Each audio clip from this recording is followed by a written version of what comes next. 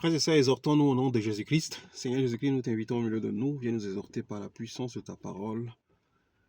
Au nom de Jésus-Christ, Amen. Exhortons-nous, frères et sœurs, sur notre passé. Il y a beaucoup d'entre nous qui sont encore troublés par notre pensée, les choses que nous avions fait avant. Et ces choses reviennent encore dans nos consciences, dans nos cœurs. Il faut prendre autorité et chasser ces pensées impures qui reviennent encore parce que nous ne sommes plus la même créature. Nous avions été renouvelés par notre conscience et notre corps, notre homme intérieur a été renouvelé. Ce n'est plus nous qui vivons, c'est le Christ qui vit en nous. Alors, ce que nous avions fait avant, quand ça revient encore dans notre conscience, nous devions prendre autorité au nom de Jésus-Christ et chasser cela. Parce que Dieu ne tient plus compte de notre passé. Nous sommes devenus des créatures nouvelles. Nous devions penser aux choses nouvelles et non plus ce qui est passé. Car ce qui est passé est passé. Dieu fait des choses nouvelles avec nous. Chassons le passé, car le passé, on n'a plus besoin du passé. Nous devions vivre le présent maintenant en Christ. C'est ce que nous allons partager, frères et sœurs, dans le livre de Actes 17, verset 30. Actes 17, verset 30. La Bible nous déclare ici, frères et sœurs, « Sans tenir compte des temps d'ignorance, Dieu annonce maintenant à tous les êtres humains, partout où ils sont, partout où ils se trouvent, qu'ils doivent changer d'attitude. » Dieu ne tient plus compte du temps de notre ignorance. Quand nous étions dans l'ignorance, nous étions dans l'ignorance. Mais maintenant que nous sommes enfants de Dieu, Dieu ne pense plus à notre temps d'ignorance. Mais ce qu'il nous demande maintenant, c'est de changer d'attitude, être des hommes et des femmes nouvelles. Parce que notre temps d'ignorance est passé. Dieu veut qu'on change d'attitude, qu'on ait une vie nouvelle maintenant en lui. Si nous lisons encore Ésaïe 43, verset 18, la Bible nous dit dans Ésaïe 43, verset 18, « Ne pensez plus aux événements passés, ne cherchez plus à comprendre ce qui est ancien. » Au 19, il dit, « Je vais faire une chose nouvelle qui est déjà en germe. Ne le remarquerez-vous pas?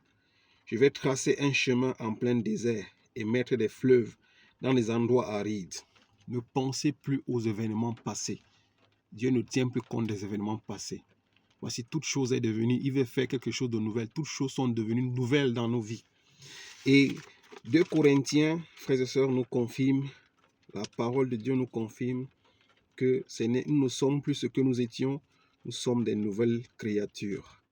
2 Corinthiens, frères et sœurs, chapitre 5, 2 Corinthiens 5, verset 2 Corinthiens chapitre 5, verset 17 à 18.